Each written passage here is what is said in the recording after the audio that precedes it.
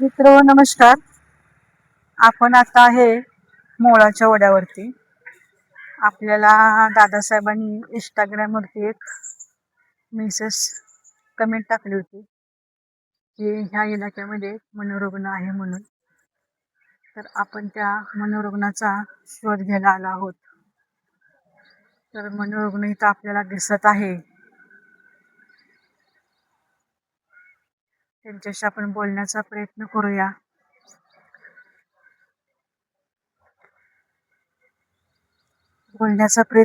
आपण. त्या अशा अवस्थेत बसले आहेत. खाली कुत्रा आहे, 2 कुत्रे आहेत खाली झोपले आहेत. कुत्री चावायची जरा भीती वाटते. जरा 2 मिनिटं थांबूया आपण इकडं.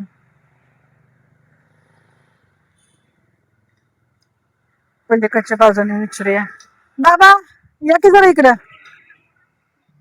जरा इकडे या की. पाय लागले वय.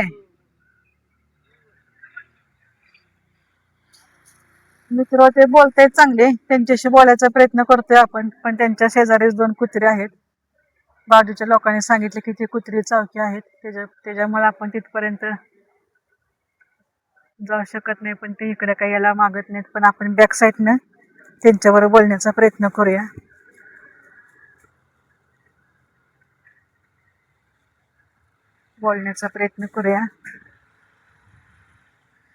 नाव काय तुमचं? राजेंद्र. पूर्ण नाव? राजेंद्र.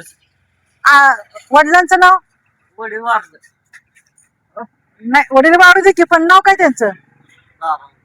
हा बाबा नाव आहे. आडनाव काय? आडनाव डहाणे. कुठल्या गावचं तुम्ही? सातारचं. सातारचं प्रॉपर. बरं इथं इथं कामाला बसलाय तुम्ही? गावी का नाही गेला? घरी कोण कोण आहे तुमच्या? इथं राहायला असता का? घरी कोण कोण आहे? कुठलं गाव? मग घरी का नाही थांबत तुम्ही? पहिल्यापासून बाहेर आहे. ते घरी थांबत नाही म्हणतायत. पहिल्यापासूनच बाहेर आहे असं त्यांचं म्हणणं आहे. बघू आपण त्यांना येतात का आपल्या बरोबर. त्यांचे दाढी केस वगैरे करण्याचा प्रयास करूया आपण. बाबा येता का रिक्षाने दाढी केस करूया आपण तुमची? नाही येत का? कापणार आहे. मित्र आपल्या इंस्टाग्राम वरती एक कमेंट आली होती दादासाहेबांची. तिथे एक मनोरुग्ण आहे म्हणून. आपण त्या मनोरुग्णाबरोबर चर्चा केली. ते म्हणतात ते इथलेच आहे. केस कटिंग करायला चला म्हणताना ते येत नाहीयेत. तर मित्र आपण जे अशी लोक आहेत, मनोरुग्ण आहेत, अंध, अपंग, बेघर, बेवारस, अशा लोकांचं आपण काम करत आहोत.